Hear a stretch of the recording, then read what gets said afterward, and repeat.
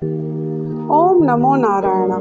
वैसे तो भगवान की सारी लीलाएं बहुत प्यारी हैं, पर एक छोटी सी और नटखट प्यारी सी लीला है, चलिए सुनते हैं। महाराष्ट्र में एक भक्त हुए श्री त्रिलोचन जी, परम संत सेवी और पंडरीनाथ भगवान की सेवा में ही दोनों पति पत्नी प्रेम से रहते थे। उनके कोई संतान नहीं थी, इसलिए उन्होंने जीवन भर ये नियम अपनाया कि जो भी हमारा धन वैभव है, हम उन्हें पंढरपुर आने वाले वैष्णव पर खर्च करेंगे। जो भी शरणार्थी आते उनका भोजन प्रसादी यही बनेगा। श्री त्रिलोचन जी पंढरपुर आने वाले दर्शनार्थियों को घर बुलाकर प्रेम से भोजन पवाते थे, और जितने दर्शनार्थी पंढरपुर से जाते थे वो अन्य संतों से जो आने वाले होते थे उनसे कहते थे कि भैया पंढरपुर जा रहे हो तो त्रिलोचन जी के यहाँ जाना, उनके यहाँ संतों के अनुकूल भोजन प्रसादी मिलती है। ऐसे धीरे धीरे समय व्यतीत होने लगा। त्रिलोचन जी की बड़ी ख्याति हो गई। अब तो संतों की भी भीड़ लगी रहती। त्रिलोचन जी और उनकी पत्नी बड़ी प्रसन्न रहती थी। इतने संतों की सेवा हम कर पा रहे हैं, ये हमारा सौभाग्य है। ऐसे ही संतों की सेवा में धीरे धीरे समय व्यतीत होने लगा। ऐसे ही करते करते कई वर्ष बीत गए। धीरे धीरे दोनों वृद्धावस्था में प्रवेश कर गए, तो अब इतने संतों की सेवा नहीं हो पाती, क्योंकि उनके पास कोई सेवक नहीं था। स्वयं दोनों पति पत्नी मिलकर भोजन बनाते थे। अब धीरे धीरे उनसे खाना बिगड़ने लगा। कभी रोटी जल जाती, कभी सब्जी लग जाती, तो खाने का स्वाद बिगड़ने लगा। अब धीरे धीरे संतों की संख्या भी आने की कम हो गई। अब संतों का आवागमन कम होने लगा, तो त्रिलोचन जी बड़े परेशान हो गए। बोले अब हमारे घर संत आना बंद हो गए हैं, अब हम क्या करें। त्रिलोचन जी महाराज ने बाहर एक बोर्ड लगा दिया कि संत सेवा आदि के लिए एक सेवक की जरूरत है। अगर किसी के अंदर सेवा भाव हो तो आकर के संपर्क करे। कुछ दिनों तक तो कोई नहीं आया। फिर क्या था, अब ये बोर्ड हमारे पंडरीनाथ भगवान विट्ठल ने पढ़ लिया। विट्ठल भगवान छोटे से बालक का रूप धारण करके त्रिलोचन जी के यहाँ पहुँच गए। त्रिलोचन जी ऐसे ही उदास बैठे थे। बालक पहुंचकर बोला, साहब जी, आपने बाहर लिख रखा है कि संत की सेवा के लिए कोई इच्छुक हो तो संपर्क करे। मुझे संत सेवा करनी है। त्रिलोचन जी और उनकी पत्नी एक दूसरे को देखते हुए बोली, कितना छोटा सा बालक है, इतना प्यारा भी है, और ये कह रहा है कि मैं सेवा करूँगा। बेटा तुम्हारे माता पिता कहाँ हैं? बालक बोला, मेरे माता पिता नहीं हैं, मैं अकेला ही हूँ।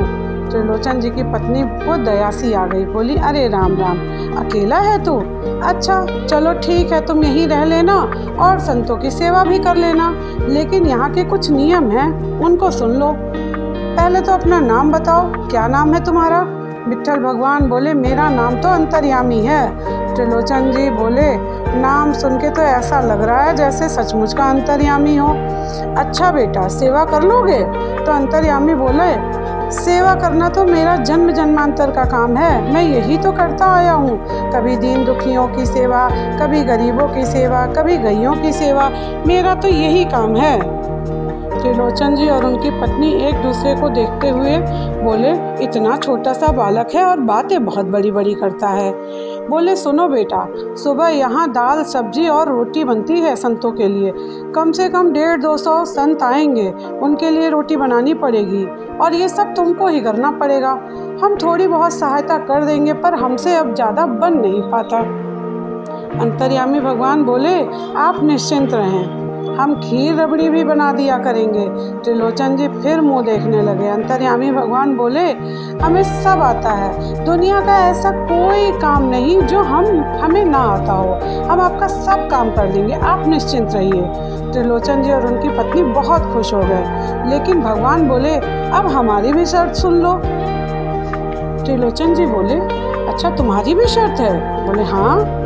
अच्छा ठीक है, बताओ क्या शर्त है? बोले, हम दुनिया के सभी लोगों को तो बना के खिला देंगे, लेकिन हमारे लिए भोजन आपको ही बनाना पड़ेगा। हम अपने हाथ का बना भोजन नहीं करते, हमारे लिए तो खाना आप ही को बनाना पड़ेगा। त्रिलोचन जी की पत्नी मन में बोली, इतना छोटा सा तो बालक है, क्या ही खाएगा, 6-7 रोटी खाएगा, मैं बना दिया करूँगी। पत्नी बोली, छोटा सा बालक है? तो उन्होंने कहा, हाँ ठीक है, अंतर्यामी मैं बना दूंगी। अंतर्यामी फिर बोले, मेरी एक शर्त और है, वो भी सुन लीजिए। बोले, अच्छा बोलो। हम कितना भी खाएं, हमको टोकना नहीं, और टोका हमारे सामने हमको टोका तो टोका, यदि किसी और से जाकर कह दिया कि मैं बहुत खाता हूँ, मैं उसी दिन घर छोड़कर चला जाऊँगा।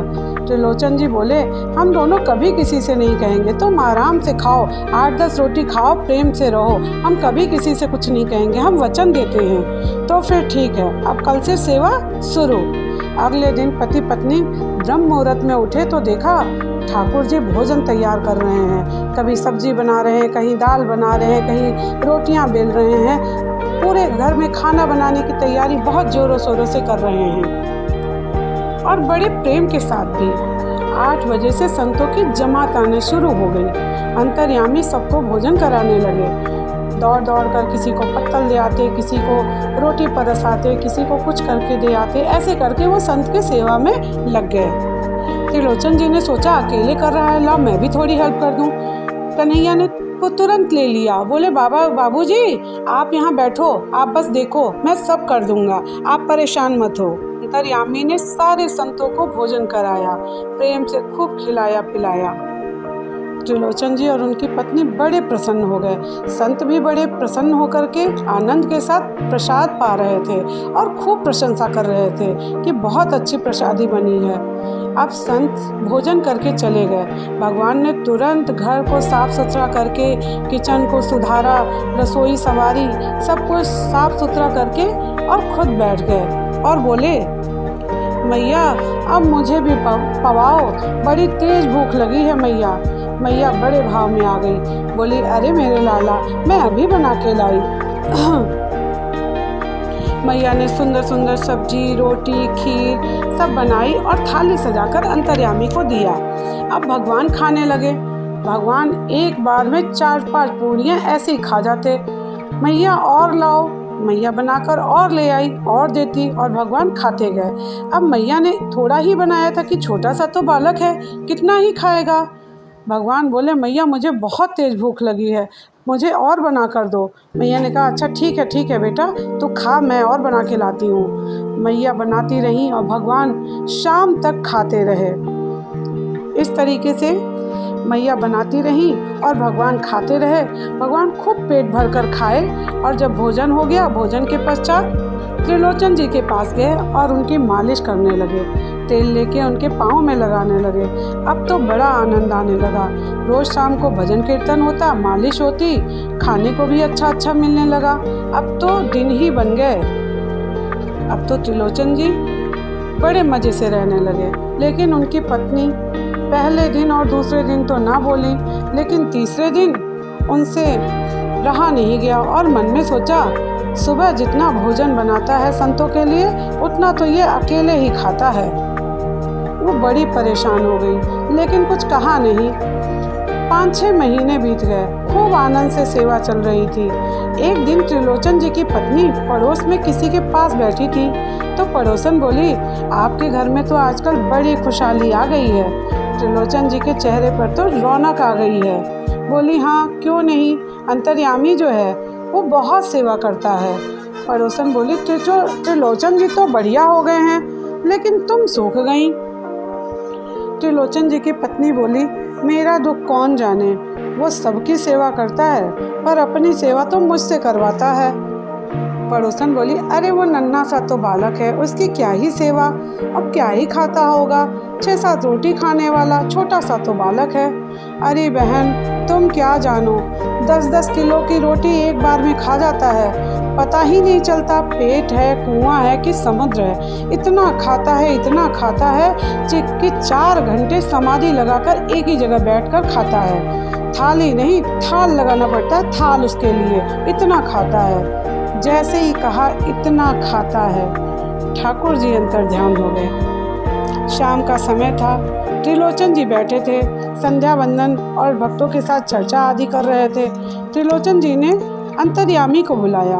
ओ बेटा अंतर्यामी, आओ सत्संग करें। ठाकुर जी नहीं आए। फिर पुकारा, अंतर्यामी, ओ अंतर्यामी, आओ बेटा सत्संग करते हैं। ठाकुर जी नहीं आए। अब तो त्रिलोचन जी परेशान हो गए।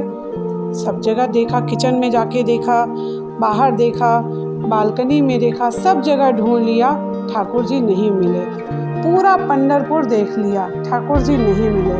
अब तो वह बड़े उदास हो गए, कहाँ चला गया। उसके बिना तो कुछ अच्छा ही नहीं लग रहा। पत्नी से पूछा, तुमने उससे कुछ कहा तो नहीं? पत्नी बोली, नहीं नहीं, मैं कभी उससे कुछ नहीं कहती। त्रिलोचन जी बोले, किसी और से तो नहीं कहा कुछ भी? तो बोली, हाँ, आज एक गलती तो हो गई है। पड़ोसन से बात करते करते गलती से निकल गया कि वो बहुत खाता है। त्रिलोचन जी बोले, ओहो, इसीलिए चला गया। उसने वचन लिया था कि मेरे खाने के बारे में किसी से बात नहीं करना, और वो चला जाएगा।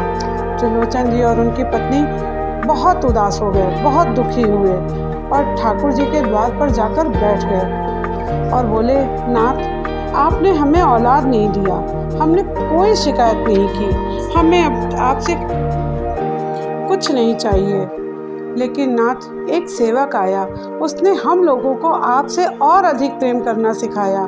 नाथ, हमें कुछ भी नहीं चाहिए, हमें आप भी नहीं चाहिए, बस हमारे सेवक को हमें वापस कर दीजिए। ऐसा कहकर रुदन करने लगे, चरणों में प्रणाम करके रोने लगे। इतने में स्वर सुनाई दिया, बाबूजी। अंतर्यामी की आवाज़ सुनकर दोनों पीछे मुड़कर देखने लगे। भगवान बोले, अरे वहाँ कहाँ देख रहे हो, इधर देखो। तो देखा, पंडरीनाथ भगवान की जगह अंतर्यामी बालक खड़ा है। त्रिलोचन जी भाव विवल हो गए, बोले, कैसी कृपा नाथ, आप इतने दिन से हमारे यहाँ अंतर्यामी बन के रह रहे थे? ठाकुर जी बोले, हाँ, अपने भक्त के लिए इतना तो करना ही पड़ता है, और संतों की सेवा तो मुझे बहुत प्रिय है, इसीलिए मैं आपके यहाँ अंतर्यामी बन के मैंने संतों की सेवा की। त्रिलोचन जी और उनकी पत्नी भाव विवल हो गए। त्रिलोचन जी और उनकी पत्नी पर इतनी अद्भुत कृपा करके भगवान ने उन्हें अपने धाम पहुंचाया। बोलो भक्त वत्सल भगवान की जय। ऐसे हैं हमारे छोटे से लाला, सब पे कृपा करते हैं। अगर जो सरल होता है, जिसका हृदय साफ होता है, उससे उसकी सहायता करने, उससे प्रेम बांटने प्रभु जरूर आते हैं और दर्शन देने जरूर आते हैं। हम सबको भी उतने ही प्रेम और निर्मल हृदय से भगवान को पुकारना चाहिए। जय श्री कृष्ण, जय श्री कृष्ण।